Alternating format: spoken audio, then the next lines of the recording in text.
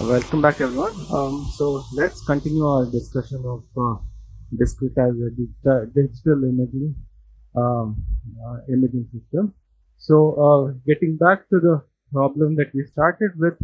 So once you do this digitization and discretization, then you need to consider, like for say in the case of ray tomography, so then like for each ray there is a range of like, so some part of the pixel you integrate over each of these pixels, integrate the value of these like the ray which goes through a bunch of pixels. You integrate all these components.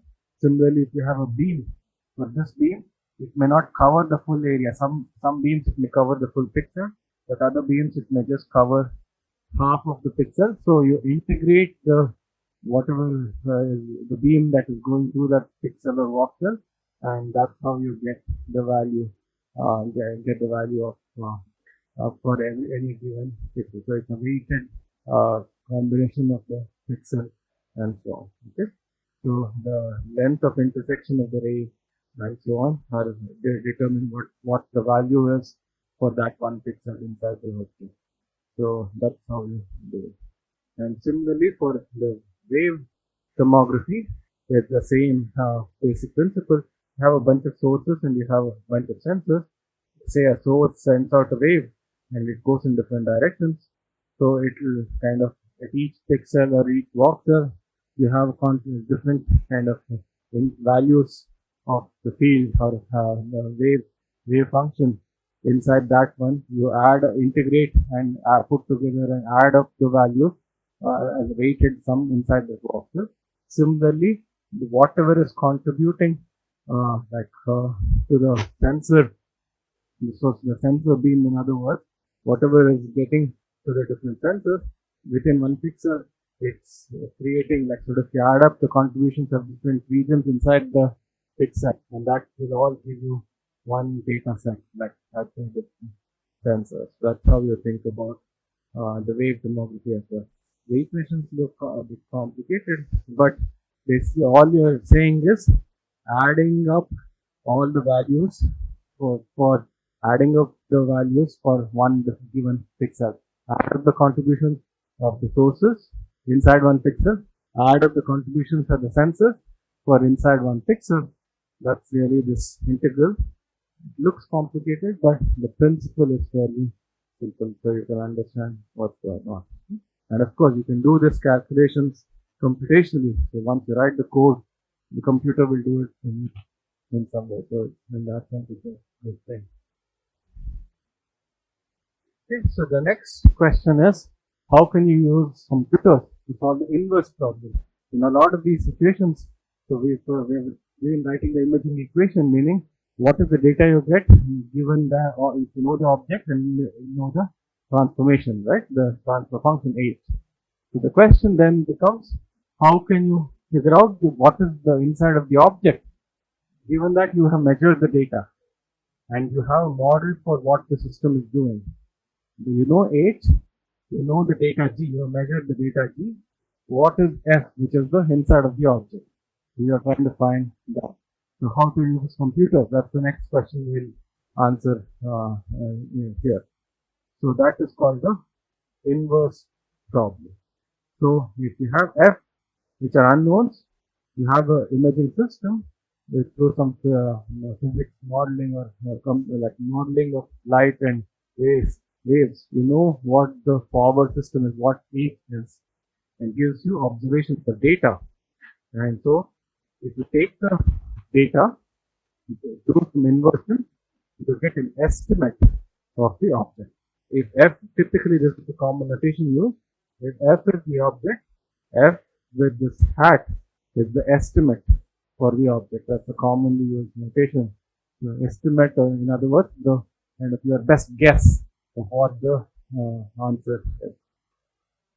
Okay, so this is the typical kind of inversion problem. And in this case, remember that if like the system is not as simple as that, there are other complications in the real world which happen. So if you have the object, it goes through a system, you get data, but the data also has noise added to it. So whenever you make a measurement, you can have different kind of, typically have some kind of noise which enters into the picture. And dealing with noise is one of the kind of important things to learn as engineers. So there are different kind of people have studied this and people have developed what to do in different situations. So the general model is instead of G equals HF, you have plus W, where W is the noise in the system. And the noise, there are different ways of thinking about noise for say for different kinds of sensors, for different kinds of like waves. There are different types of noise you get. So to give you an example, so there's what's called thermal noise. When you measure voltages in current commonly, so there is some atoms and molecules jiggling inside in the like the detector, and so when you make a measurement, like even if there is no input signal, there is some fluctuation and the detector gives you some reading, and that varies as a function of time perhaps. That is thermal noise. Okay. Then you have so when in the case of light, you also have that kind of detector noise. Additionally, in light, there are a couple of other well-known types of noise. One is what's called short noise. Okay, so short noise means light from a source is coming, let's say if it's like a light bulb or an LED, photons are coming out at like it's not like uniformly spaced photons. Say some like 1 milliwatt of light is coming out. That doesn't mean like sort of like sort of the photons are coming out at uniform intervals, like after 1 nanosecond, after another nanosecond. That's not how it works. So it comes out randomly. There is a photons are emitted. There is a inherent randomness to the process of emission of photons. And so because of that randomness, when you make a measurement over a certain time, in like even if it's 1 milliwatt of light, in say 1 microsecond, you will get some number of photons. From the same source, the next microsecond, you get different number of photons, slightly different, because the emission is random. So there is overall distribution to the number of photons coming out. So this kind of variation is called short noise. And so that's another, so that is dependent on the source. It's a source kind of property. It doesn't depend on the detector, but it depends on the source that is getting. So thermal noise typically depends on the detector. Short noise is more of a property of the emission source. And then you have what's called relative intensity noise, or when that's another phase. You have a laser, and the laser is like kind of intensity is increasing and decreasing and increasing as a function of time. It may not like be emitting exactly the same power every second. Okay, so there is like so there is that. So there are all these different types of noise, and they all have different kinds of properties. Some are independent of the light emitted power. Some are dependent on the power of light. The more light is falling, the more noise. Thermal noise is whether 1 photon falls or a million photons falls. The detector noise is the detector noise. It doesn't change. So, but for short noise, for example, you have more photons, there will be more noise. So it's proportional, like in some sense, it's proportional to some. It's a function of how much light is coming off. So therefore, there are all these, like they are not all noises are not identical. In other words, they have different kinds of properties which you have to think about. And light, there are all these kind of variations. And so, and the distribution is Gaussian distributed, is the Poisson distributed. What are there are different kinds of properties of noise as well. What is the mean of the like noise? What is the variance of the noise? There are all these kind of considerations. Also, they are all captured by this W in this kind of an imaging equation. For different kinds of noise, you will have to optimize it in slightly different ways. So in order to solve this inverse problem, and in the presence of noise, so different people will for different noise. If short noise is the limiting factor, then you need a certain algorithm to minimize it. If the thermal noise is the limiting factor, then you have probably need a different algorithm to optimize to get to the best inverse reconstruction, and so on. So those are all important considerations. Okay, so and the signal to noise ratio is like basically when you have noise, the crucial parameter which you measure experiment is what's the SNR, or signal to noise ratio, which is the power in the signal divided by the power in the noise, and that's tells you in this one number, it tells you how good of a measurement you have made. If the signal to noise is high, it means that it's a kind of good quality measurement. For the truly speaking, like if the signal to noise ratio is low, it means that like it's not a very high quality measurement. That's the intention behind this. And when you you have converted this problem into a matrix problem, right? Like G is your data, and you have H is a matrix, and F is a vector, right? G is a vector. So when you have matrices, and when you when you have a problem equals H, as an example, now if you want to find F, you know G, you know H. How do you find F? Like the kind of linear algebra 101 way of thinking about it is, you do take H inverse, right? H inverse times G. Take the inverse and do it. Looks simple, but it's not always as simple as it looks. Okay. The reason is the inverse may not exist, or there may be other issues with like this kind of an inversion, and so that's when you have problems. Okay? So if you have a square full rank matrix, so when does the inverse always exist? If H is a square matrix and it's full rank. What does anyone know what full rank means? What is this?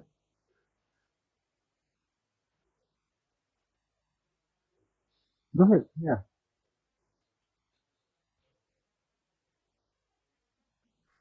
Yes.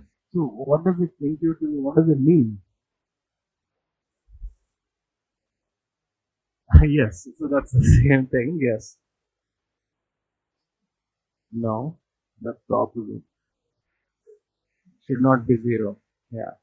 So in other words, there are n like n by n matrix. There are n independent function equations.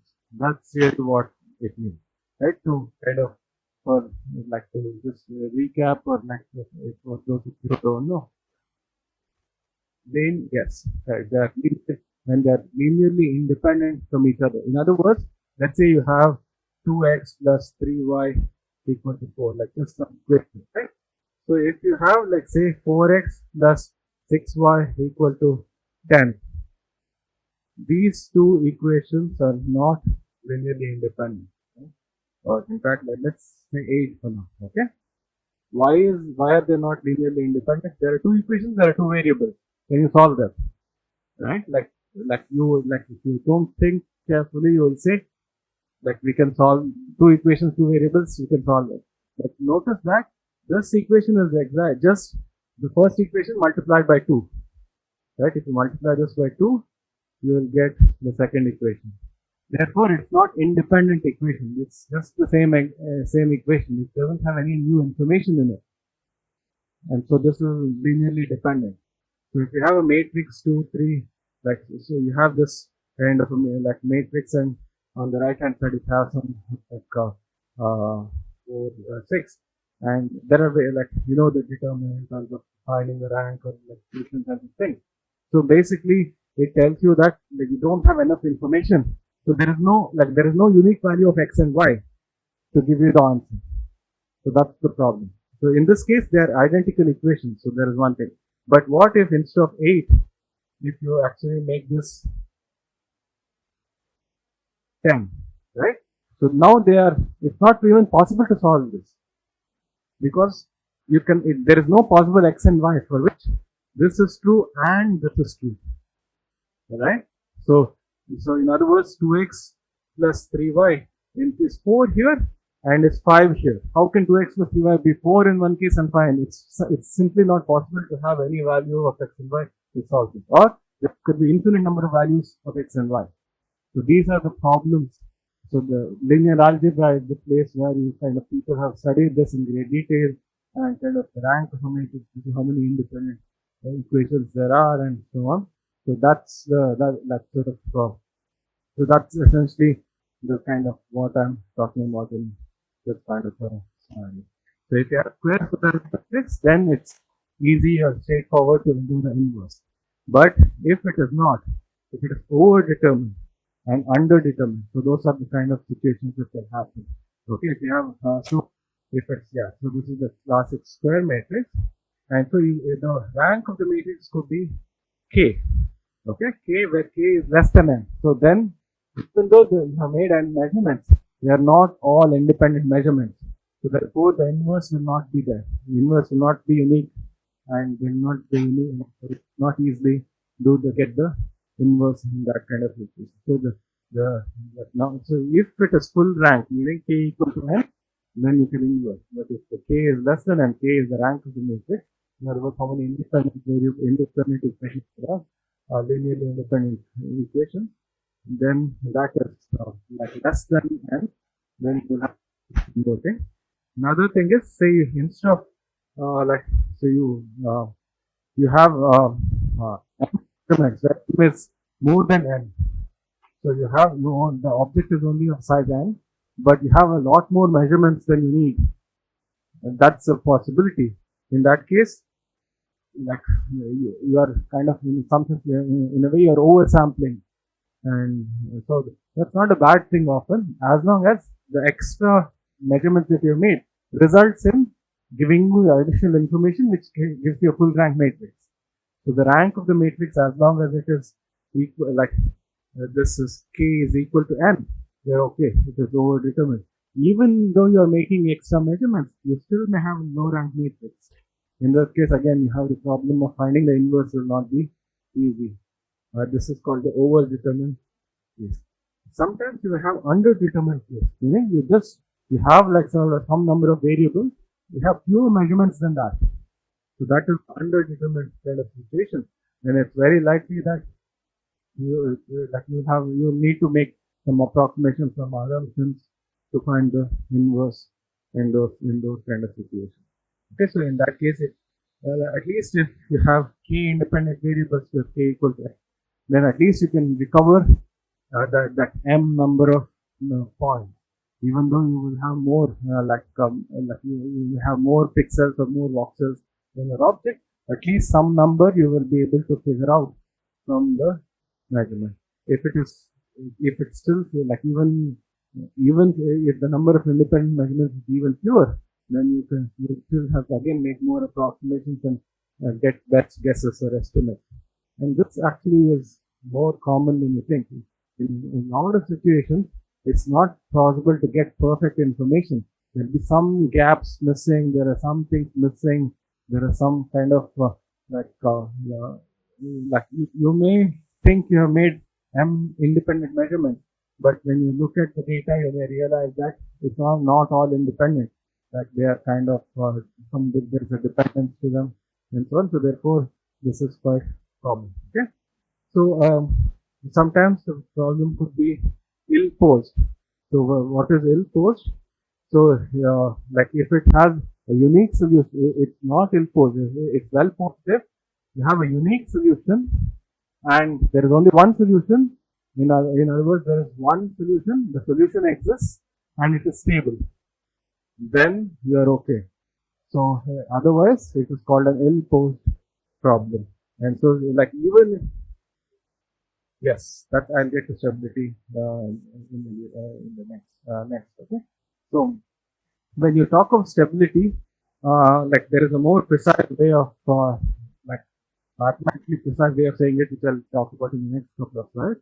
But intuitively, the idea is that if you make a small change in the input, if the output changes quite a bit, then it is kind of an unstable system. So if there is a small error, say there is a little bit of noise, if the noise could result in a very different output, and then the noise is different next time, and if you run it again in you make a measurement again, and you have like different noise, and you do the reconstruction, and you get a very different output, and you do it again.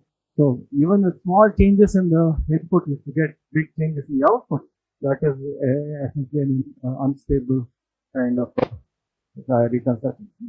In principle, like if you just do a precise, if you do a mathematical calculation, it may say it's full rank, but it may just be very sensitive to some values of noise or some values which is what makes it unstable. Okay, and the numerical instability, it could be instability because of noise. So those are there are slightly different kinds of stability. Okay?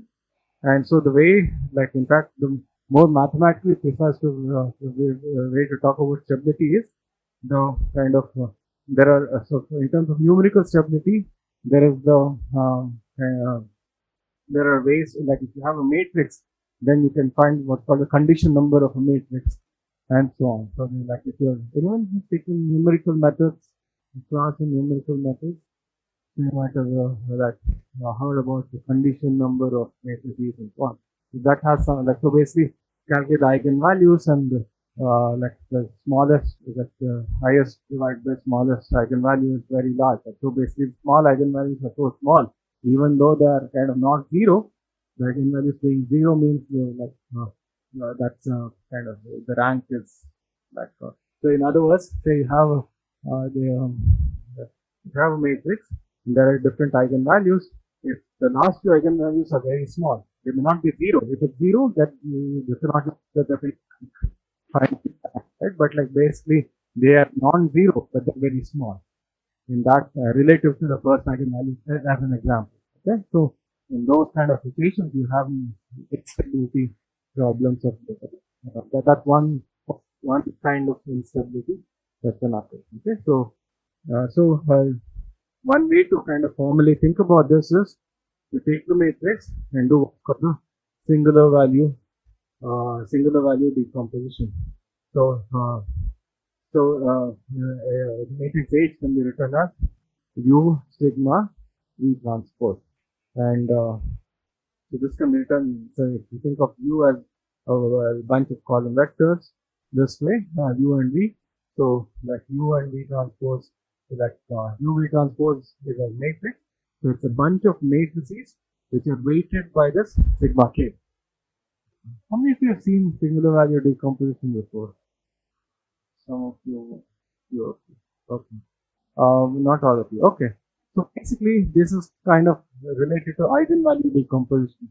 So singular, if you have heard of eigenvalues and eigenvectors, so this is closely related to that.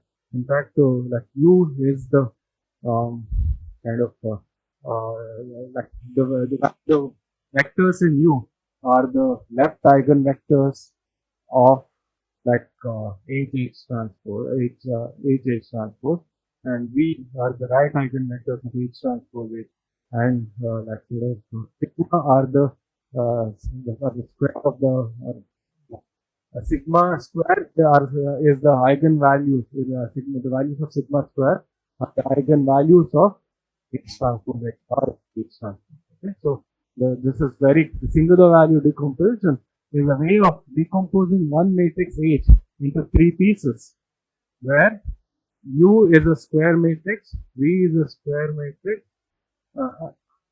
and sigma is a diagonal matrix.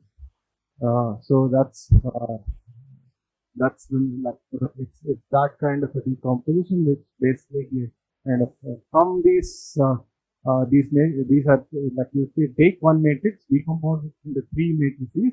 Each of them can be orthonormal. So you have some properties of U and properties of V and some values of sigma related to the eigenvalues. So by kind of so it's the full matrix H is a combination of these bunch of other matrices, each of them which has a certain weight, which is the sigma k. So that's how what this is.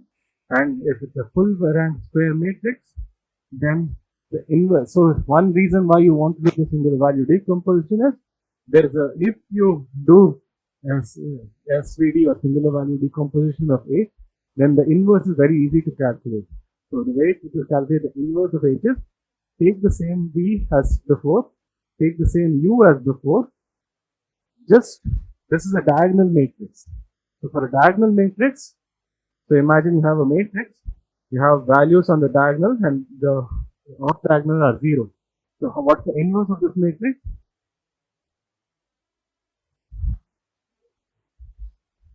Let's say you have 2, 3, 0, 0. What's the inverse of this matrix? It will be 1 over 2, 1 over 3, 0, 0.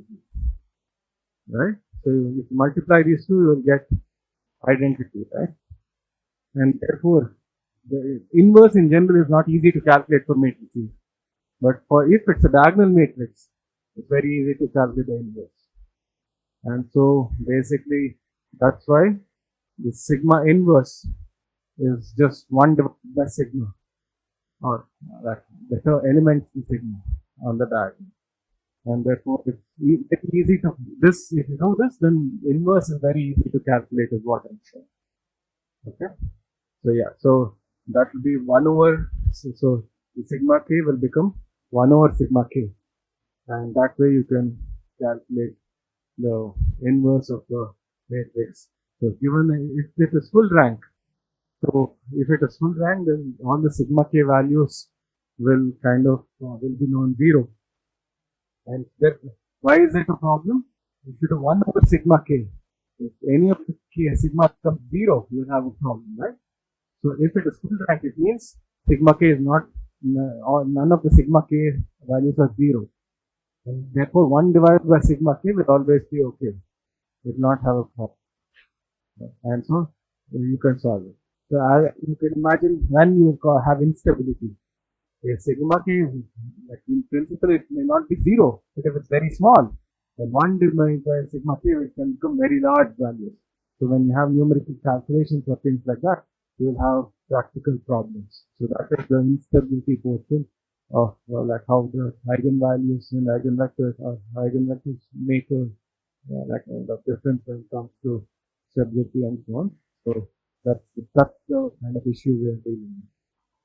So yeah, and I'll talk about how if the eigenvalues are small and cause instability, how to what are the ways of what are some good ways of dealing with it, and get to that in the next few slides. But that's the first we want you to understand what the problem is, then we'll figure out what to do about it a little later. Any questions about this? Okay. So in the we know how like we saw here how to find the inverse like in one kind of a scenario. In the presence of noise, what do you do?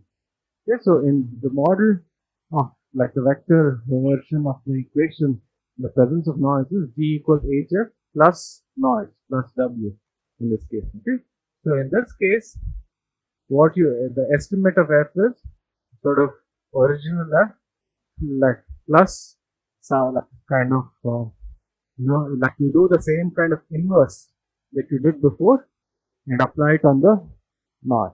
Okay, so that's like sort of in essence the error that you will get, the estimate of the estimate of what you get will be slightly different from the original actual reality of like what the nature of the object is.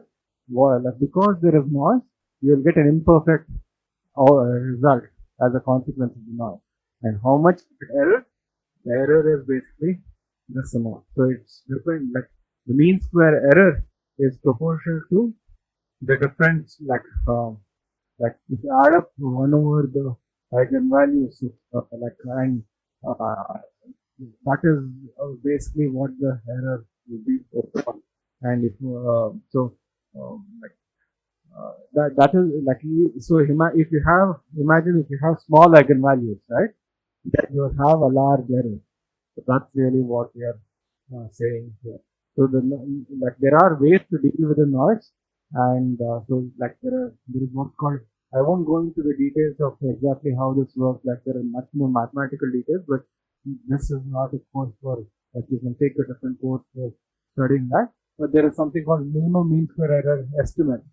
So you like for what is the best possible for depending on the nature of the noise, is it Gaussian or is it some other kind of noise.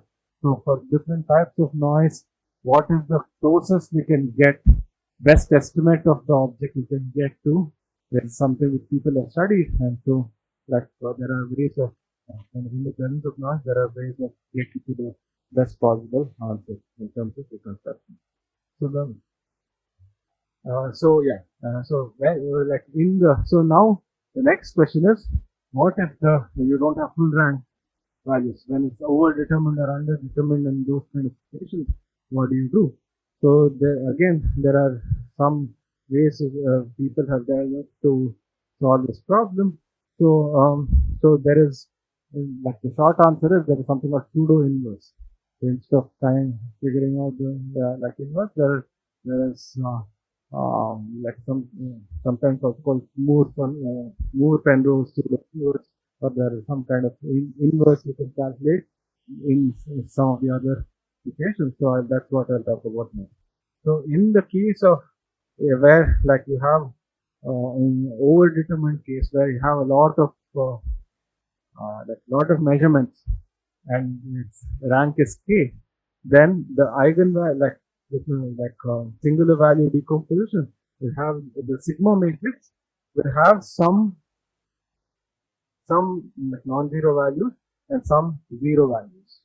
Okay, so basically, like, some of the values like here will become like these like between non-zero, and below that you have zero values. So this is like so you will have to, and in this case the the matrix sigma will have, like, it will not be a square matrix anymore. It will have this component along with some zeros over here. So this is the nature of the matrix that you will get. And sometimes when you have, like, not enough when the rank is k is less than m, then you have, like, some non-zero elements. So this is a matrix where you have some non-zero eigenvalues or singular values, and then these other values here are zero. So when you have zero singular values, then you have problems in doing the inversion, because you remember there is 1 over sigma term. So the 1 over sigma 1 over 1 divided will become a problem. So that's where the problem is. That's where the inverse, finding the inverse becomes a problem. So these are the kind of different situations you find yourself in when you're trying to do the inverse problem. A general kind of approach to addressing this is the pseudo inverse. Okay, so that if G equals HF, so F hat is equal to this H dagger G. So this is the H dagger G over here. So this is it's not H, it's H dagger, which is kind of like the best H inverse, like it's the closest to H inverse you can get, but still kind of you can kind of get an approximate solution. That's the idea over here. And so so if you have a square matrix which is full rank, then H dagger is just H inverse. It's the simplest kind of situation. In the overdetermined case where m is greater than n and its kind of rank is equal to m, then it's H transpose H, the whole inverse. So H transpose H, like, that will be a square matrix, and then you take the inverse of that. That will be full rank. So the inverse exists. So you then take the inverse and multiply by H transpose. That's the best guess. That's the pseudo inverse. And in an underdetermined case, when n is greater than m but m is equal to k, in that case H transpose is a square matrix and it's full rank. So it's H transpose times the so these are the different ways in which you can compute the inverse, like the best guess of the inverse. So in general, you can write H dagger as V1 sigma 1 like U1 transpose in this way. So these are the three different scenarios. These are all assuming the rank is kind of equal to the row or the number of rows or the number of columns. And that's the situation in which this will work. And yeah, so the best guess is something over this. Okay, so this is how you can do it. So when you have full rank and overdetermined inverse problem, so this is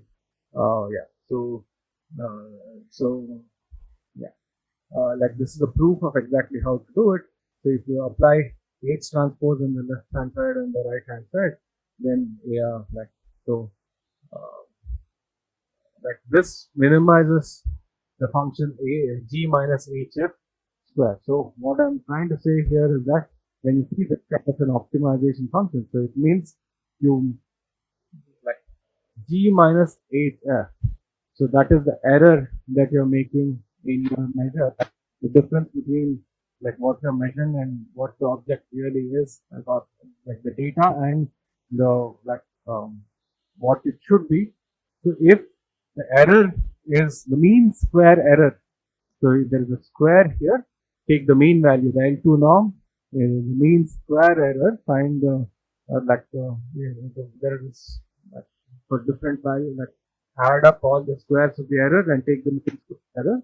If you minimize the mean square error, what is best guess of f that you get? That is f hat. So this is a way of saying find the minimum mean square error solution to your problem, and it's for this case, it is done by f hat is done by doing this kind of a equation.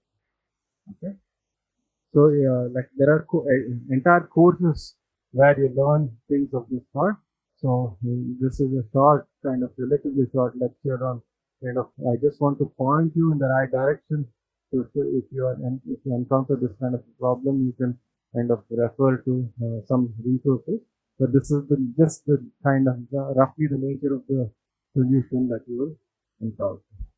Similarly, if you have full rank but underdetermined case, so you are kind of minimizing f given gf hf equal to g. Okay, so in this case, this is the pseudo inverse. When you have reduced rank, that's when you have kind of even more serious problems in some way. So when what it means is that you just don't have enough information. You just don't have enough independent measurement to actually reconstruct the full object. That's what it means when it's a reduced rank matrix or a reduced rank problem. So when you have fewer measurements, independent measurements, then there are data points. Then you have to guess and you have to get the best for you. Like you can't. So as engineers, you have to deal in the real world. You may not you may not actually have enough data to solve the problem. But in that case, you can't just give up. You do the best you can, and that's what there is a mathematically precise way of saying you do the best you can, and that's kind of and so in that case, the matrix sigma, the singular values would be will have zeros on the diagonal and zeros here. So that's where the problem comes about. And in this case, you kind of you have some criteria that is subjected to, and let me give you the final kind of version. Okay, so you take the error, also put some kind of a penalty. Yeah, so what do I mean by that? So not only should you minimize the error that you will encounter, the difference between the data and the kind of h times f, you also say that it should be kind of the sum of the squares of f have to be the smallest or something like that. Okay, you apply some criteria of that sort. Additionally, there is some constraint on the, if you have some additional problem on the nature of the object, you know that the object has some kind of property. So in this case, the amount of energy in that, there are different solutions which have different values of f mean square values of f, right? So you choose the one which has the minimum L2 norm of the total energy perhaps in that. So in some sense, you don't choose extreme values of so L1 norm, sort of use sparsity as a measure. So choose the solution of all the possible solutions. There are many solutions. So the way to say it in words is there are many possible solutions. Choose the solution. For example, you could have a constraint, say if there is an L1 norm here. So it says basically of all the possible solutions, choose the one which has the smallest number of non-zero points or something like of that sort. So that's a constraint. So you can put some additional constraints to kind of reduce the solution space to something which is unique. Okay. If you do the L2 norm, in other words, you minimize the L2 norm of not only do you minimize the error, you also minimize simultaneously minimize jointly minimize the like L times F, the L2 norm of this what's called a penalty function. Then this is called Tikhonov regularization. So this is one standard way of doing regularization. So what we are doing essentially in this case is look at this kind of a term. Okay. So like this looks a bit complicated. Let me give you an intuition for what's happening. Right. So you have like 1 divided by sigma square in the like when finding the inverse, right? So if the problem is when this becomes 0, right? That's really when you have issues. So what this kind of regularization does is plus put some plus lambda. So what does it do? If sigma is big, then sigma square is even bigger, and sigma then lambda will be small compared to sigma. So it's almost the same as sigma square. But when sigma is equal to 0 or sigma is very small, then 1 divided by sigma plus lambda. So there is lambda which is something non-zero, right? So 1 divided by lambda will still be stable. So what we are essentially doing is adding this lambda to the denominator in some way, in such a way that for large values you have no problem. It will be like as though you are getting the correct answer without, like if all of the sigmas were large, then you will get the correct answer, right? Or close to the correct answer. But even when you have small values of sigma, you will still have an inverse because you're taking care of the small values in the denominator through this plus lambda. So that's plus lambda here. That's essentially what it is doing. That's the intuitive idea behind what's going on. There's a mathematical, the Tikhonov regularization is like it's a more mathematically precise thing, but I'm just giving you the intuition as to what is happening. So this way, this turns out to be optimal in this with this manner. So there is a way to prove it, but I'm not proving it to you here, but I'm just telling you the basic idea behind what is going on. So this way you can solve these kind of problems, inverse problems, even when there is not enough data and when there is kind of these are good, like the best possible approximation like under some constraints. Okay, so that's the main like thing about this is what I wanted to say about digital imaging. I have the next important topic, which is optical coherence tomography. I'll start it today, but I'll continue next week. Okay, but any questions about what we have discussed so far in today's class about digital imaging? So the essence of what we have discussed is previously we looked at the analog world, how light that falls on the object and how you make a measurement and how to find the object. But if you digitize it or discretize it, then you can use computers to solve the problem, the inverse problem, and so on. So basically, when you do digitization, then you have some additional constraints that come into the picture. Things like the transfer function gets convolved with other parameters. Additionally, once you come into the numerical domain, like when you use computers, there are these problems with like matrices, what is the size of these matrices, what is the rank, how much independent information is there in these matrices. And when you want to do the inverse, there may be computational or stability or other problems you will encounter. And there are ways that people have figured out to get the best guess in spite of some of these constraints. And so on. That's what we have discussed in digital imaging. Questions? Any questions online? Oh, okay. Okay. If you don't have questions in the next few minutes, wanted to switch gears and talk about something a bit different, which is the concept of optical coherence tomography. This is an important imaging method that typically uses infrared light, although it's not constrained, not limited to that.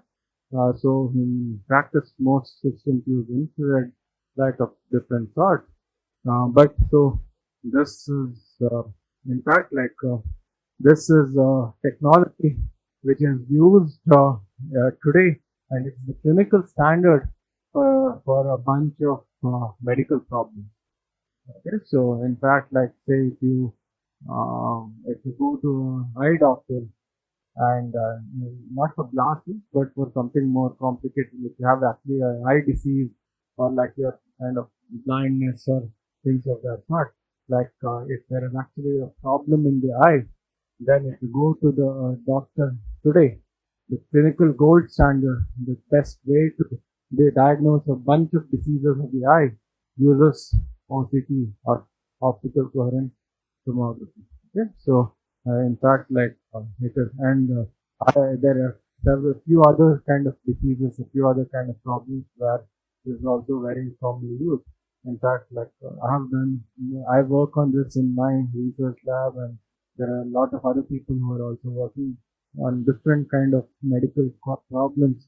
We use this built imaging device, imaging system based on this technology and try to solve, like say, figure out some kind of cancer or different kinds of diseases. So diagnosing different kinds of diseases, visualizing where the problem is, these kind of things. You can, this is a very useful technology for that. So the essence of OCT is like you get Z images. In other words, you get 3D volumetric image. You get X, Y, Z, volume. This is a tomographic method, and so you get X, Y, Z volume images from inside. Not only like X, Y in like a two-dimensional image, but three-dimensional in space. So X, Y, you probably can use a camera, simple camera, to get an X, Y image. So you can use a simple camera to get an XY kind of an image. But the question is, how do you get the Z dimension, the Z dimension, the depth dimension? And that's where that's where the different ideas of OCT come about. So this, if you make at any given point or a pixel, if you make a depth measurement, that is called an A scan, or along XYZ. So basically, this is called an A scan or an axial scan. A is axial in this case. Okay, and two-dimensional scan. So you have X and Z together. So this is the X direction. This is the Z direction. Okay, so this is called a B scan or a 2D scan. And if you have X and Y and Z, okay, X, Y, and so you do a bunch of this. So this is X, Z, one cross section. Do this and do this and do this. Like get a bunch of images, a stack of images of this sort. You get X, Y, Z together, and so that will give you what's called a C scan, or kind of 3D scan of the entire object. So you get 3D volumetric images of this sort. You can get, so at any given point, you make a Z depth measurement here, and you put these bunch of measurements as vectors on this over here. So you get a cross-sectional image. So what is this? What does a cross-sectional image mean? So let's say you have an object, you get an image of, typically you get an image of this surface, right? But here you are getting a cut of the object, a cross-section of the object. If you were to cut the object as a slice like this, you really are not cutting it, but if you would cut, what would you see? That you would see this. That's what we are saying. So it's a cross-sectional image. Without cutting, you're getting an image as though you're cutting. That's basically the idea of this approach.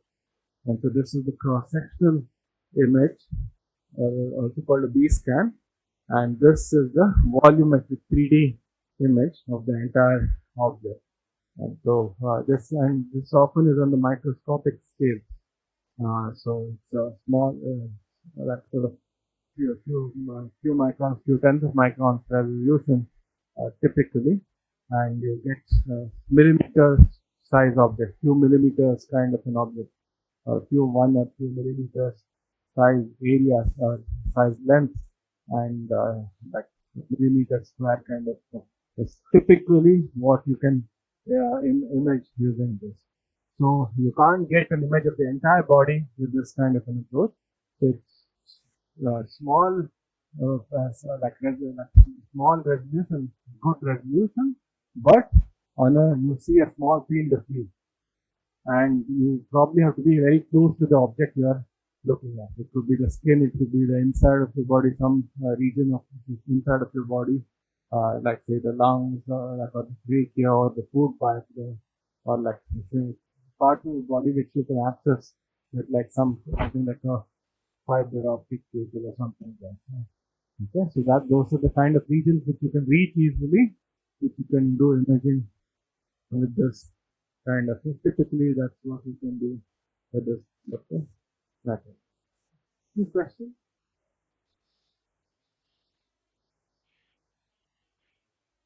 Okay.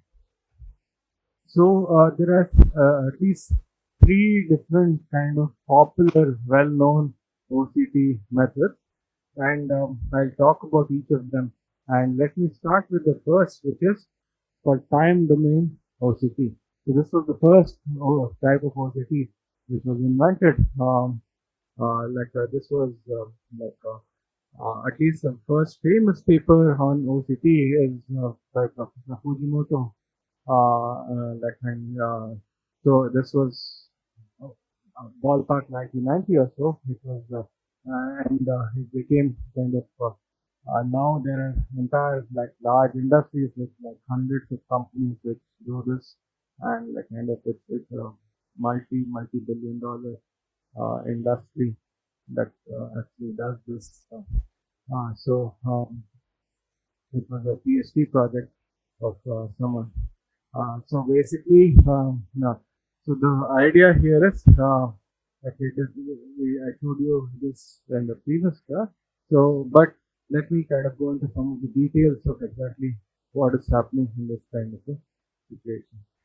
Okay, so you have a source of light which is emitting like bunch of, instead of one single wavelength, multiple wavelengths. So let's think through and let's see what happens in this kind of a system. So like to repeat what we discussed earlier. So like you have a bunch of wavelengths of light being emitted by the source. It comes here, it splits into, this is called a beam splitter. It splits light into two parts, one going this way, another going this way. The beam that goes in this direction falls on the mirror. So it's perpendicular to this light coming in. So it reflects it back, and it goes like it also splits again. One goes up, and the important thing is there is one beam that goes forward, and there is a detector. Similarly, light here goes towards the sample, comes back, and it goes to the detector. So there is also a beam that goes towards the source back, but that is lost. We don't measure that. So what we measure is the light that goes to the detector. So the next question is, what do you see at the detector? So what you see is a combination of this beam from the mirror plus this beam from the sample. Okay, so there is a beam which comes from the mirror. There is a beam after some reflection from inside the sample which comes back. These two, the fields here, add up together, and the intensity is what is measured at the detector. So now let's think through what happens exactly in this kind of a system. So first, let's look at a situation where you have like light of one wavelength. Okay, so light of one wavelength is incident on this beam splitter. It goes to the mirror. It goes to the sample. Let's say there is one reflector here, and you have a detector here. Okay, so now you move this mirror left to right. So you're changing length of this mirror, and So this is a fixed distance. This distance is variable. So now as you move the as a function of this distance or the time delay or equivalently a distance, what is the intensity you see at the detector? Okay, so what happens is that the light, this is a like a single wave, light of single wavelength. It goes this way, it comes back. It can interfere constructively or destructively, right? So what you have is, if the interfere perfectly constructively, you will have something like this, like some value. As you shift this, one is like one is fixed. So you have from one beam, you have one wave coming out. From this beam, you have another wave coming. So these will one will be like this, and the other will be shifted. So if they are overlapping exactly like this, they add up constructively, and it will become overall amplitude will be less, right? It will be higher value. But if one is like this and the other is, use a different color, so it's like this. It adds up destructively. Overall be zero. Okay? If it's somewhere in between, if it is kind of slightly shifted, it adds up to like somewhere in between. So what overall, if it's if perfectly constructive, it's like this. Perfectly destructive, it's zero in the ideal case. So overall, it becomes something like this, and then it goes up and it comes down. So as you keep changing this distance of this mirror, there'll be constructive, destructive, constructive, destructive, constructive, destructive, interference. Okay, so basically for one wavelength of light, you have like as you move the mirror and as you plot this as either as a function of time or as a function of the difference in distances or the path length that the light has traveled. So there will be constructive, destructive. So it's a sinusoidal pattern of constructive and destructive interference. Okay, so you have this shape of the beam. The measurement is very similar to that. So in some sense, the detector is kind of proportional to it, like whatever light comes here is kind of, that's the kind of shape you will see for a single wavelength of light. Okay, this is like just a one wavelength. Now what happens if you have a completely different wavelength, right?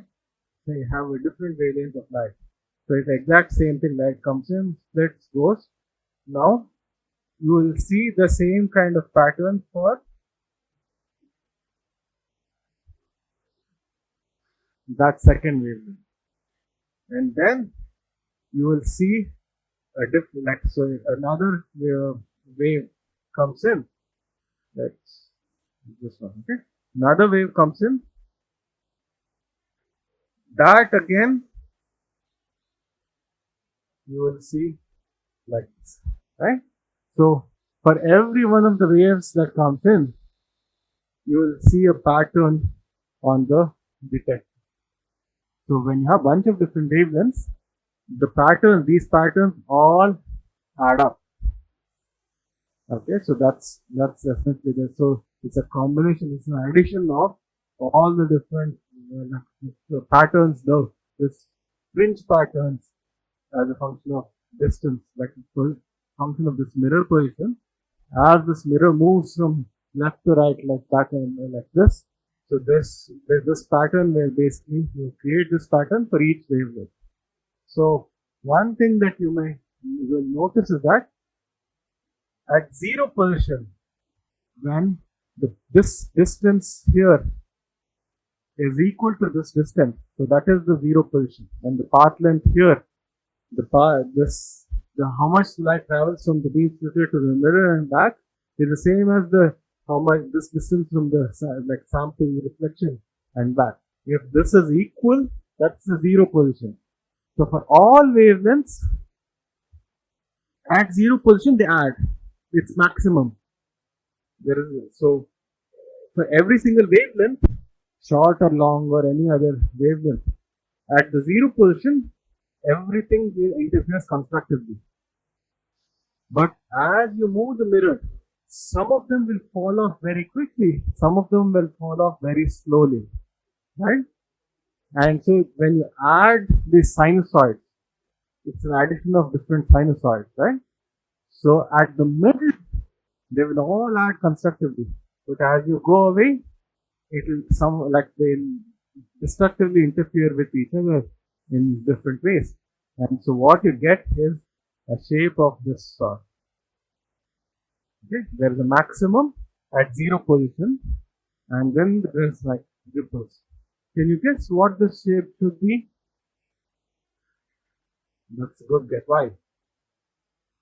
Yes, why? Why is it sink? Right? But why is it specifically sink and not something else? Well, you're right. In like for a specific reason, it's like or a specific situation, it is sink. The question is like you're correct, and under what conditions is it sink, and yeah, what you said is actually right. Yeah. But the question is why? Sorry, same level in meaning.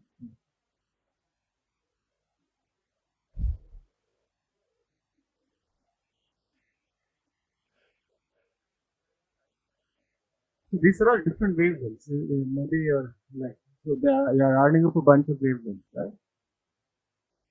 You're track, but there's something.